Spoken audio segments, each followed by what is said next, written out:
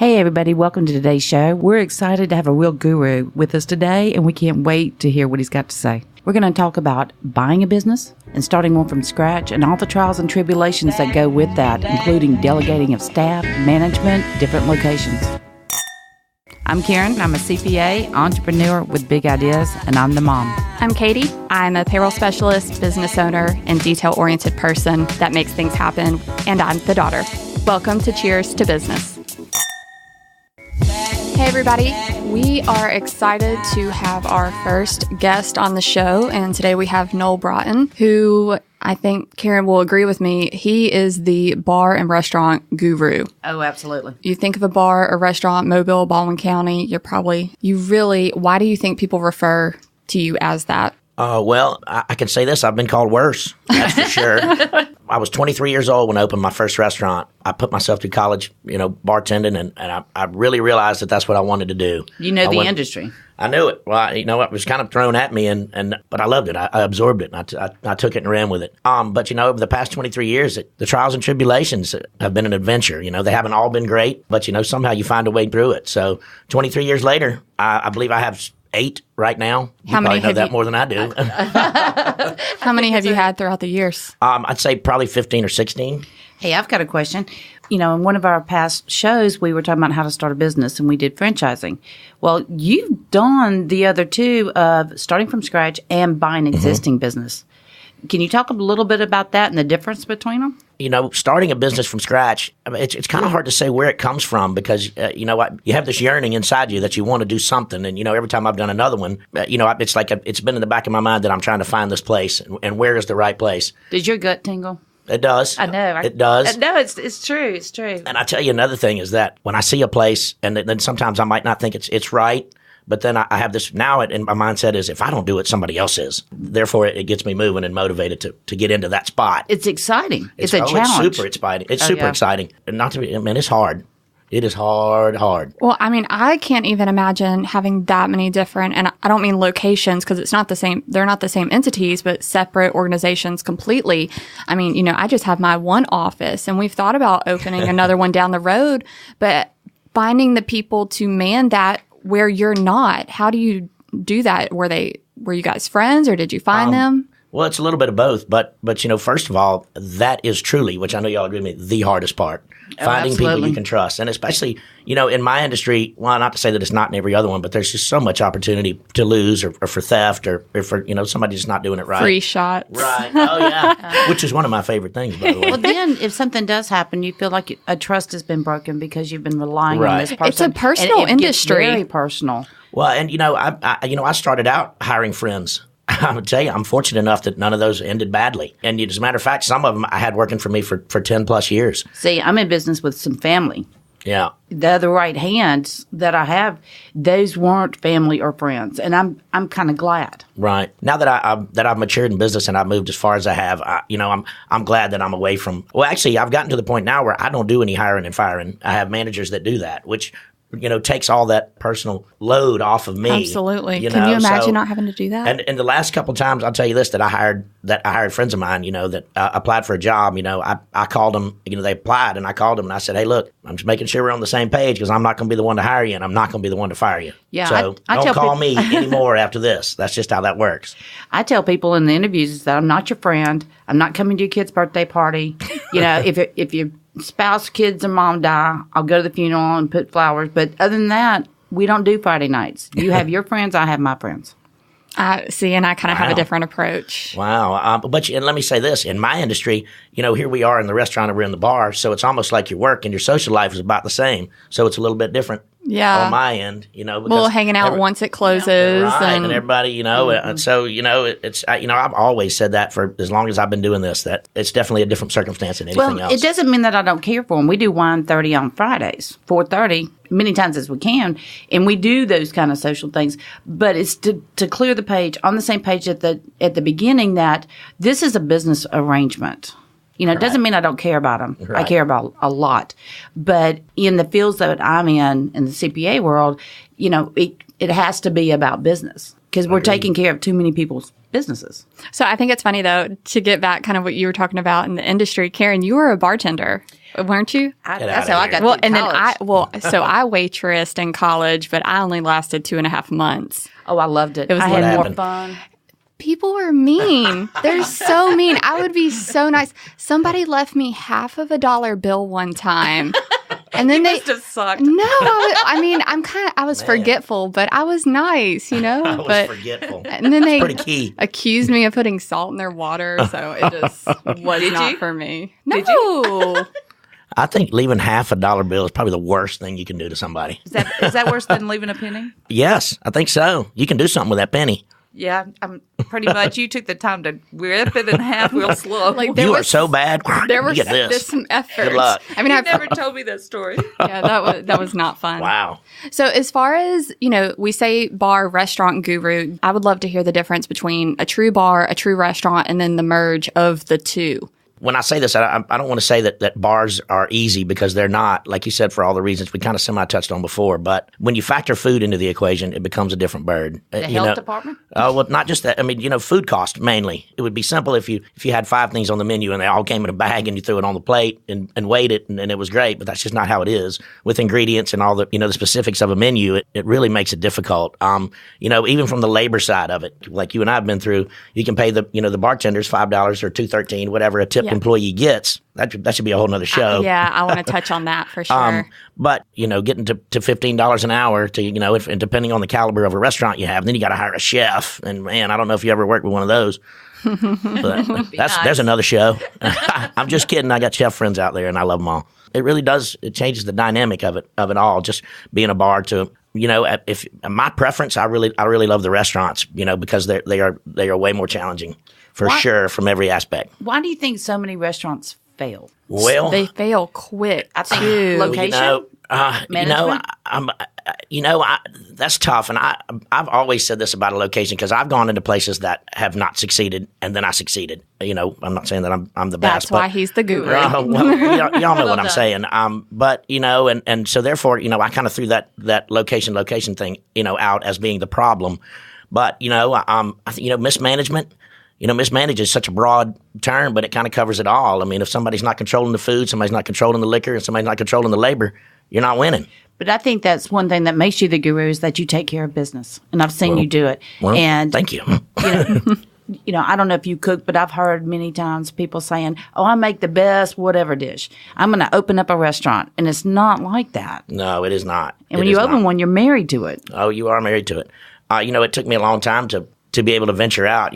My first restaurant, my partner was a chef, and then when we parted ways, and it was a white tablecloth restaurant. It's called 14 South in Fairhope. And then I ended up buying him out, and it was either learn how to do this kitchen stuff, which by no means do I have any flavor and can produce a menu, but I learned the rules of the kitchen, and I could produce that menu at any given day. It was kind of like, nobody's going to hold my feet to the fire. I'm going to have to be able to do this. And then when I had Cafe 615, I loved working in the kitchen there. I didn't know you owned that. Yes. Wendell Quimby and I started that restaurant. Okay. Yeah. It was really good. It was awesome. One of my favorites.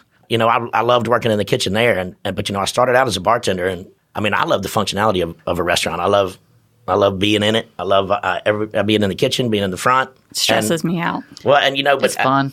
Y'all could keep on talking about all this stuff, but it was leading me into, I've gotten to, sometimes I have to grab myself, because I get so much going on that I don't even find myself in a restaurant anymore. I'm in the office. I'm running around on the phone, bouncing from place to place. I'm over in your office or your office. Thanks it's for the like, throw out. it's true. And, and I'm like, wow, man, I haven't worked in a restaurant. And then when I go to my restaurants, I'm walking in and out of it. And, sometimes that upsets me. I get that. Yeah. And, one of the last pieces I've had, and I haven't done it in about 2 weeks, is every Friday night I'm at the Bone and Barrel. And whether I was, expoing in the kitchen or walking around shaking hands, kissing babies, I haven't done that in a while. So I'm doing it this Friday, though. Yeah. Good. Everybody come on out. I'll be at the Bone and Barrel. All right. Well, I could vouch for it, because I had lunch there today, and that spider sandwich was amazing. I didn't know you were going to be there. One thing I've noticed, too, in having multiples, people ask, how do you keep it separate? How do you keep track with the different companies? Do you have a method that maybe somebody else can learn from? I am very OCD. I write down everything I have to do every day. And I put a star by it, and I dot it when it's done. I check it when it's done. I dot it if it can carry over to the next day. Oh, wow. And I've saved them. I've got a filing cabinet in my house of about the past 7 years. I love that. But if I don't write it down, it won't get done. And they have all kinds of little notes. Kind of looks like Johnny's stuff over there, so, without the abstracts. But if I wasn't like that, I mean, my offices are all exactly the same way. My house, my filing cabinet, my house is the same way. I mean, when I bring my stuff to you, it's. I mean, I have to have it that way. If I'm not that way, I'd be a mess. I'd lose my mind. I think the best thing that I've seen, just being selfish, is the consistency. You do it the same way. The record keeping's good. You have a check in there. You paid. You're done. You don't have to worry about it later. Because I'm a big, just do it now. Oh yeah. Don't tell me, okay, I'll do it. No, get up. And not to sound like a. Well, and it's realizing what can be done right now. Like if it's going to take you less than 2 minutes, just go ahead and get it done. Mm-hmm. Oh yeah. So I agree. Organization is a key. Oh, absolutely. So if someone came to you right now and said, I'm thinking about opening up a bar/restaurant, what would you tell them? I would say, are you sure? I mean, I think I've always, that's kind of one of those things that everybody wants to own a bar. It's kind of like the thing nobody you picture wants up at to the end. do tax returns. No, they don't. No, they don't. Nobody wants to do payroll. No. Cadie, sorry. I don't want to It's a good thing. I don't want to give my stuff to y'all once a month or twice a month.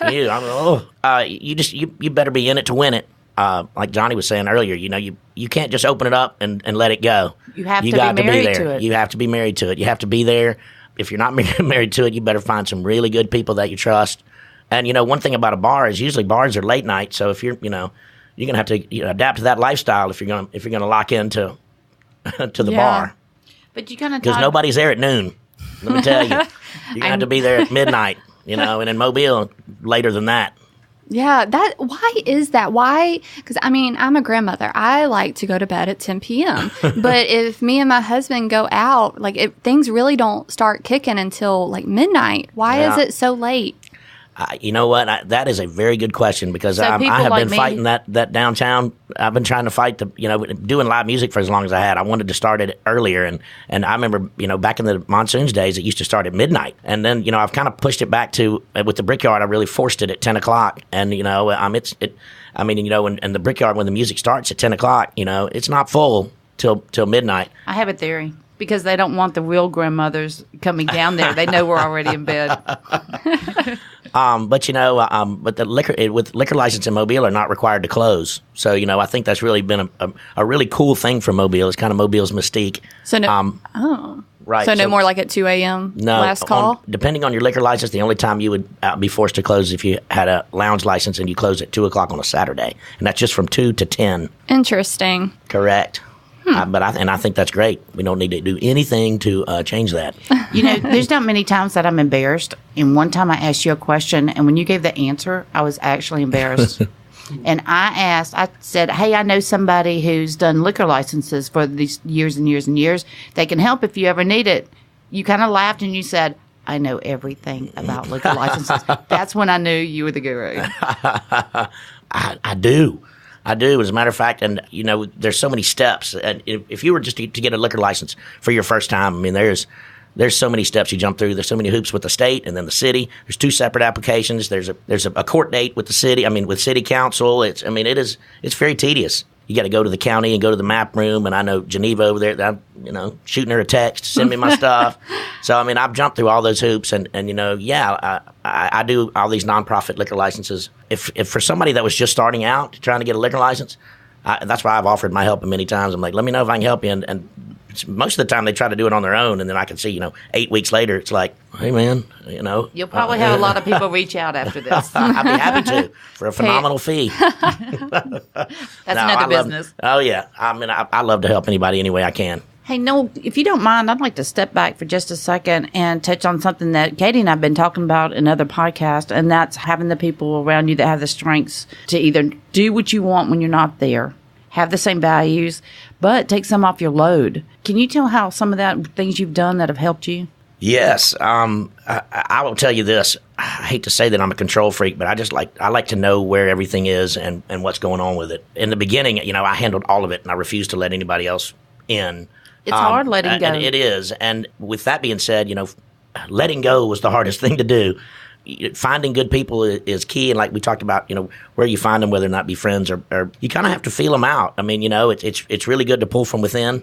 In my industry, there's always, somebody in the restaurant or bar that really wants to move up. And you can decipher what their vision is and what their goals are and how long they want to be around and how much they really love the place. And that's actually a proud moment when you see somebody you've been working with and you're trying to help them and you ask, where do you want to go? What do you want to do? And then you help them get there.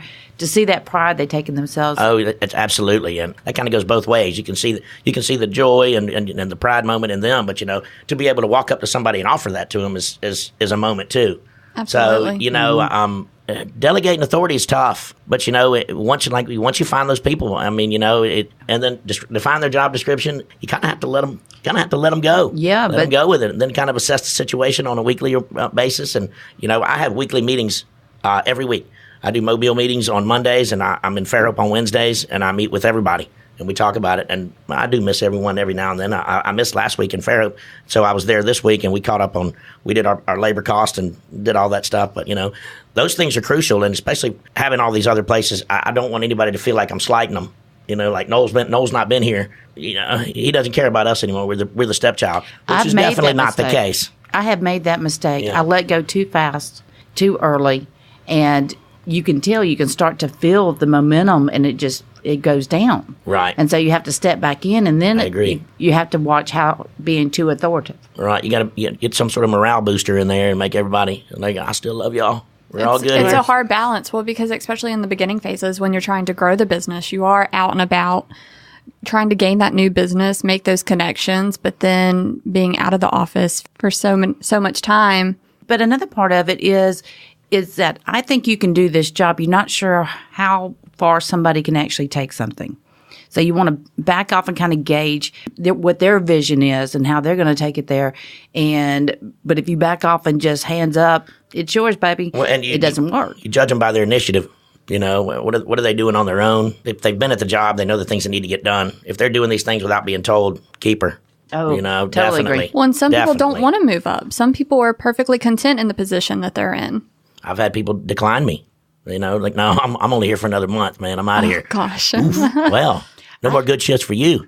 I had somebody give an interest in a business back to me because it just wasn't, it wasn't their thing. They couldn't grasp it around their head, the money I was spending to put into this business, and it freaked them out. That person's still with me, and I value everything she does for me every single day, but it wasn't her comfort zone. Right. So it is personality. Oh, yeah. And one time, an old partner said to me, you cannot expect other people to work as hard as you do.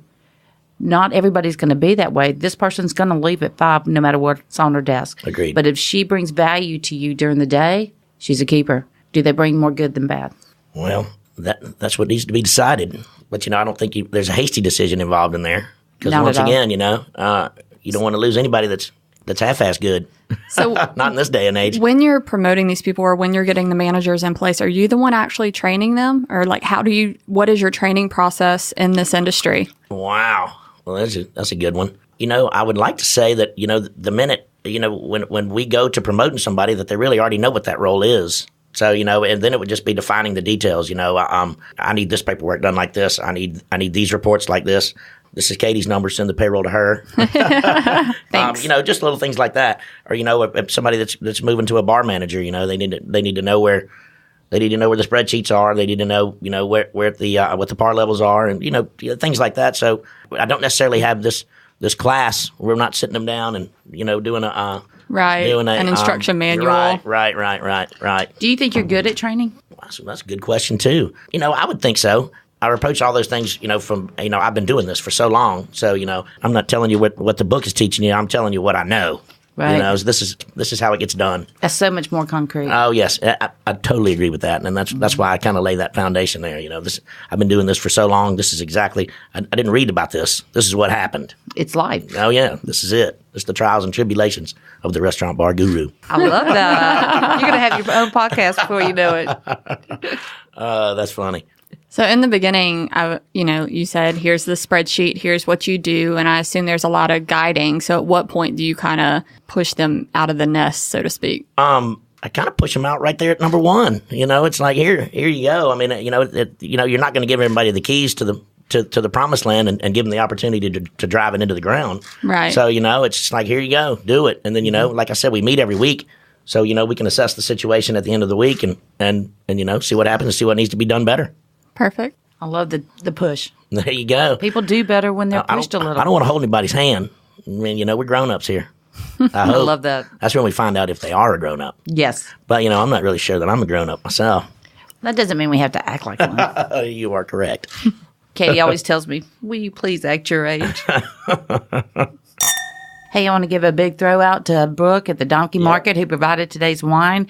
And it looks like Veloso, but Noel, I'm going to let you say the name of this wine. The Montepulciano di Abruzzo. Wow. Impressive. See? Yes. There you go. You're not the liquor and wine. Well, I'm telling you. now you're a wine guru. I tell you what, Noel, we are so happy you came on today's show. Well, thank y'all very much for having me. Informative, and you know what you're doing, and you take care of business.